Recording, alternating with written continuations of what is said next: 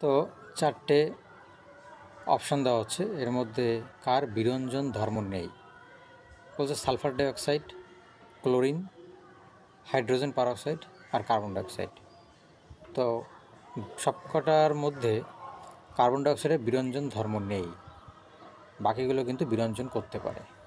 বলছে একটা তামার তার সিলভার নাইট্রেটের জলীয় দ্রবণে ডোবানো হলো, তাতে দ্রবণের বর্ণ কী হলো? নীল হয়ে গেল। এখন এর কারণটা কি? তো তামার বিজারণ এই কারণে, না তামার জারণ হচ্ছে, না দ্রাব্য জটিল যৌগ গঠনের জন্য, না দিয়েছে কি রূপার জারণের জন্য? তো সঠিক উত্তরটা হবে তামার জারণের জন্য। বলছে মানব শরীরের কোন অঙ্গে রক্ত পরিশ্রুত হয়? তো ফুসফুস, হৃদযন্ত্রে, বৃক্কে না যকৃতে? সঠিক উত্তরটা হবে কি বৃক্কে। বৃক্কের গঠনগত এবং কার্যগত একক মনে রাখতে হবে নেফ্রন। অসম, নাগাল্যান্ড, কেরল আর ত্রিপুরা, এই চারটে রাজ্যের মধ্যে কোন জায়গায় বলছে পঞ্চায়েত রাজ ব্যবস্থাটা নেই?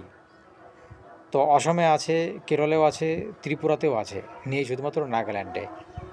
আর্টিফিশিয়াল ইন্টেলিজেন্স এই কথাটা মানে এআই আমরা সকলেই জানি। এখনই দেওয়া হয়েছে একটা কোশ্চেনে যে আর্টিফিশিয়াল ইন্টেলিজেন্স বা এআই কথাটা প্রথম কে ব্যবহার করেন? অপশান দেওয়া আছে জন বার্গার, চার্লস ব্যাকম্যান, একটা আছে ডেভিড ব্র্যাডলে আর জন ম্যাকার্থি। তো সঠিক উত্তরটা হবে জন ম্যাকার্থি, উনি প্রথম এআই ব্যবহার করেছিলেন। মিশ্র অর্থনীতি বলতে কী বোঝায়? এ, ক্ষুদ্র ও বৃহৎ শিল্পের সহ অস্তিত্ব, বি, ঋণী ও দরিদ্রের সহাবস্থান, সি, সরকারি এবং বেসরকারি খাতের সহাবস্থান, নাকি কোনোটাই না? তো মিশ্র অর্থনীতি হলো যেখানে সরকারি এবং বেসরকারি দুটো খাতই সহাবস্থান করে।